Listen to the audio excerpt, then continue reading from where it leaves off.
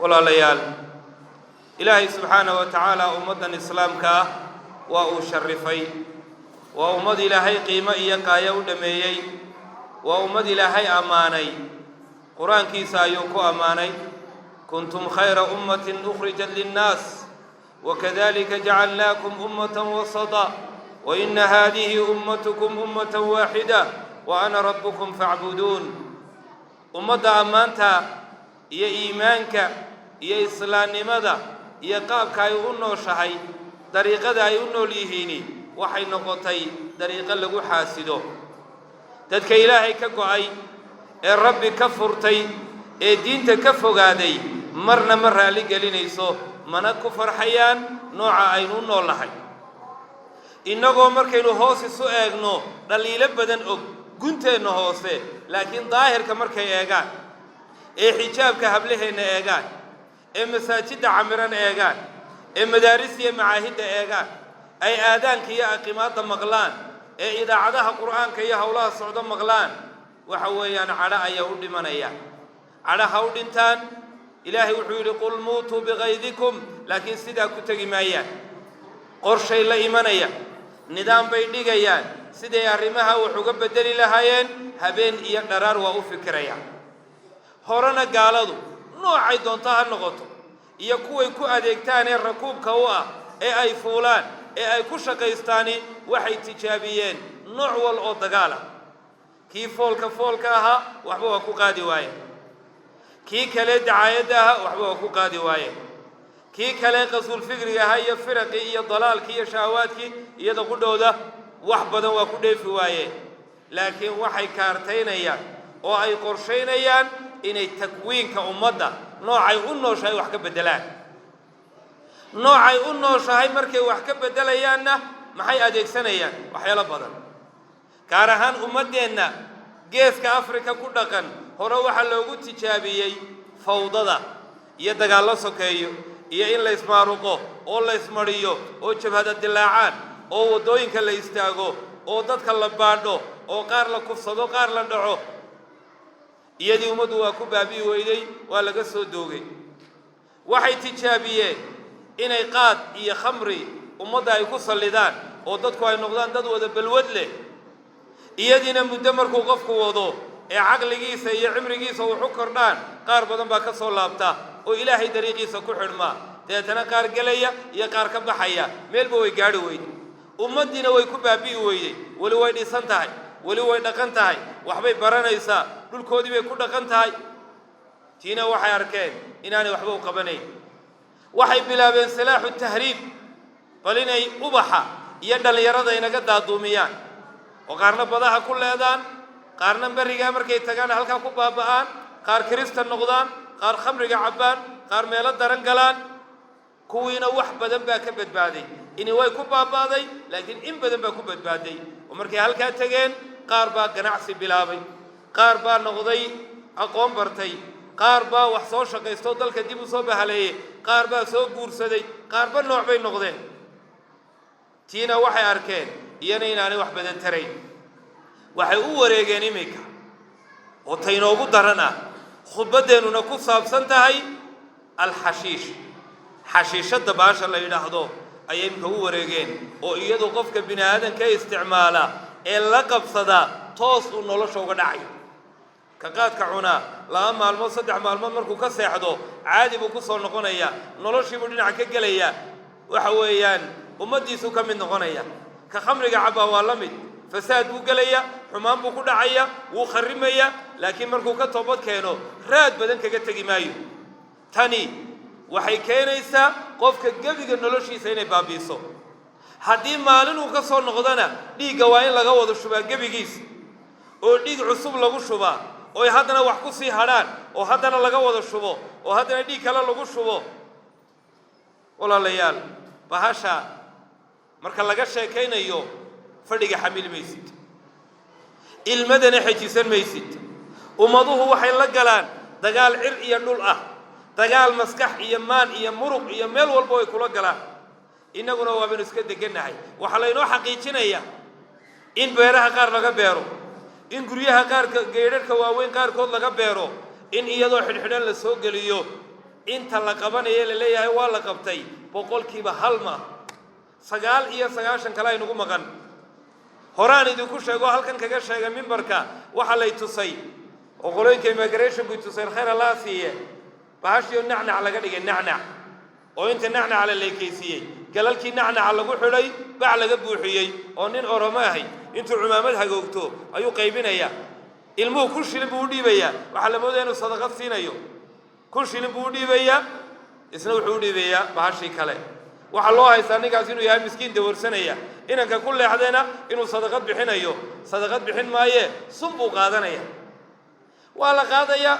waxa la geenaya xuduudka uu soo laabanaya gaariga dambe uu soo raacaya waanu mastaafurinay lama mastaafurin ee waxa weeyaan sidii gorayada ayuu baad iska qarisay gorayada la indhaha ay qarisaa markay la eriyado ay daasho indhuhu bay qarisaa markay indhaha qariso waxay u qaadataa inaan cidi arkayn dad jirkeedii baa muuqdo banaanka taagan walaalayaal bahashaasi halkay ku socotaa waa iskuulada waxay ku socotaa madaariska waxay ku socotaa malcaamadaha waxay ku socotaa inay guryaheena gasho oo caruurta ay dhagti noqdaan la qabsadaan daraag hadhowtana loo maaro waayo cilinkooda la saari waayo qolooyinka bilayska way ka qayliyeen odayaal iyo salaadiinna way u igmadeen oo baryahaba la abaabulayay hawshaa rag odayaala u kacay innaga waxa la inaga doonayaa inaynu garab iyo gaashaan u noqono waxay wadaan qorshe ah masaajid walbaaba inuu jamaciisa shiriyo oo uu waraysto oo xaafadaha jiiraanka laga waardiyeeyo oo ciddii laga shakiyo farta loogu fiiqo iyo guriga laga shakiyo waxa cajiib oo la yaab leh guryaha kamida ayaa maalin la qabtay oo xaafadaheenan ah guriga nin iyo gabadh kaliya degan alaabna waxa uu yaala firaash iyo yaro maacuuna gebigaba waxa lagu sabalay gareeya laga qaybiyaa waxa xashiishad xabadina ma dhex taalo ogow xabadina ma dhex taalo waana laga qaybiyaa basal baa lagu soo rogaayay iyo baradho baashina ku dhex jirtaa intay qaadaan baa reeraha u dhiibaan 2 kiilo basashaana haysta alaabta yare maryaha ana shiidka noo haya soo xaafadu waa shiid bay haysaa koox shiidna ma waa alaabtii gurigii baa la soo ogaaday waa la qabtay waxba ma dhex yaalaan waa la yaabay tacajab soo tii la ogaay inay waxaan sameeyaan soo xaafadahan oo dhanba miinaysan amaanay wada hayaan maryo shiiday hayaan waxay hayaan maryo shiida ma dadkii markay ogaadeen bay yiraahdeen annagana waxay noo dhiibeen intan kolba inaan ordaysaa timaadii islaan ordaysa annagana intan ay maalin noo dhiibeen soo basasha la cunay basal dhagaraysan oo balaaya la socoto ayay hayd way ku tafanunayaan qaabka loo keeno innagana waxa la rabaa in lagu tafanuno sidii loo ciqaabi la ee gacan adag loogu qaban lahaa ee uga waantoobi lahaayeen walaalayaal ummadaha islaamka ee sida khaliijka oo kale iyo balaayasi si adag bay u gashay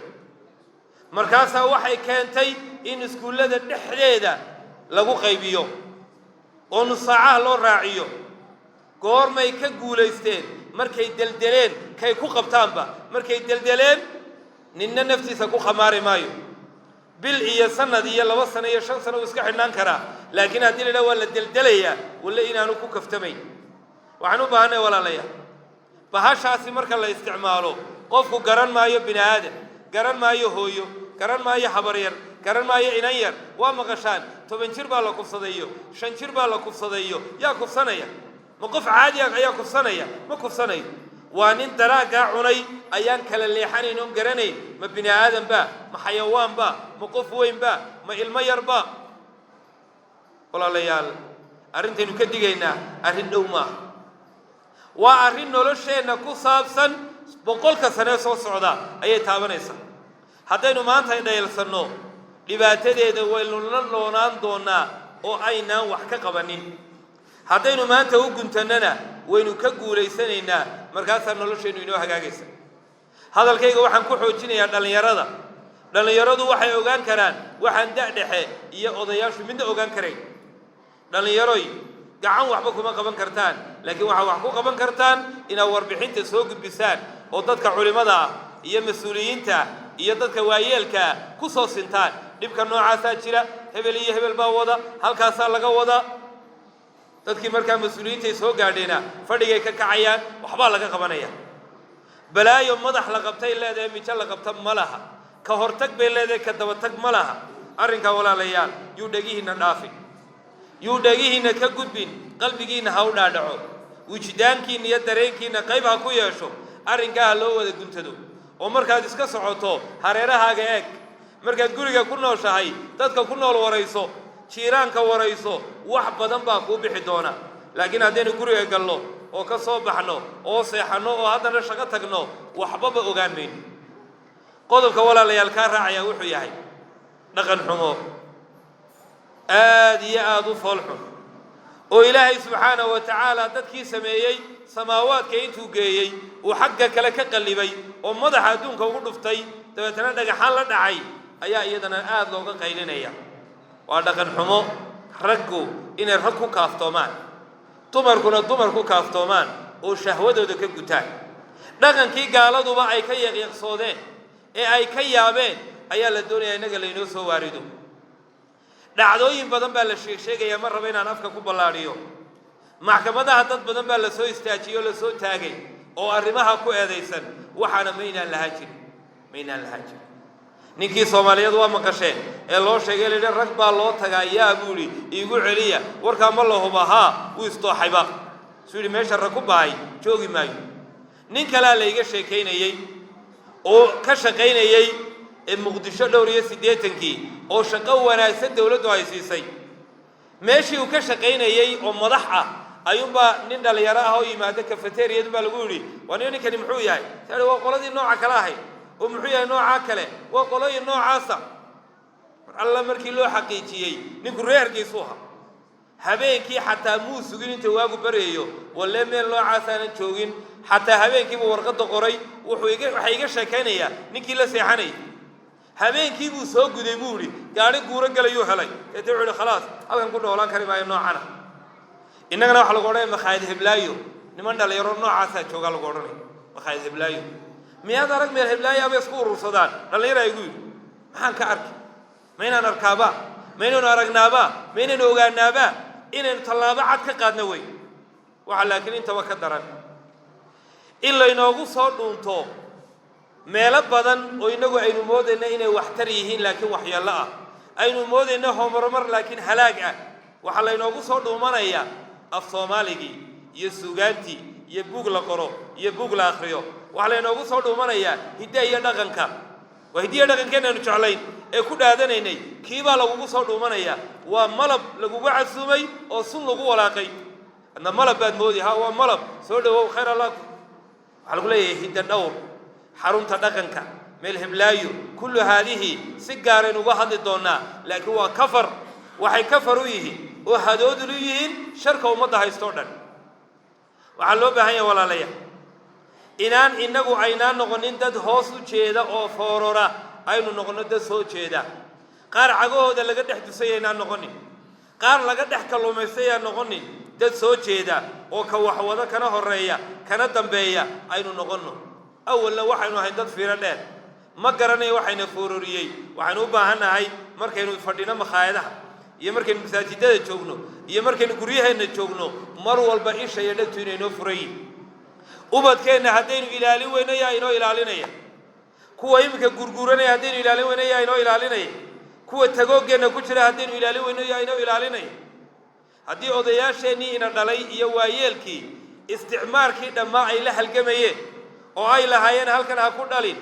oo naagtaadu yay ku umulin oo adigu halkan ha isku guursanin oo kan iyo caynka oo ay ahaayeen dad reer miyiga maanta ay leedihiin intaasoo waraaqood iyo jaamacadood baanu ka baxnay sidee baa dhexdiina looga kalumaysta sidee baa laydinku dhagadhagaysaa sida kubadda arrinkaasi arrin sax ma waxaan u baahnay walaalayaal baadilku waa awood yar yahay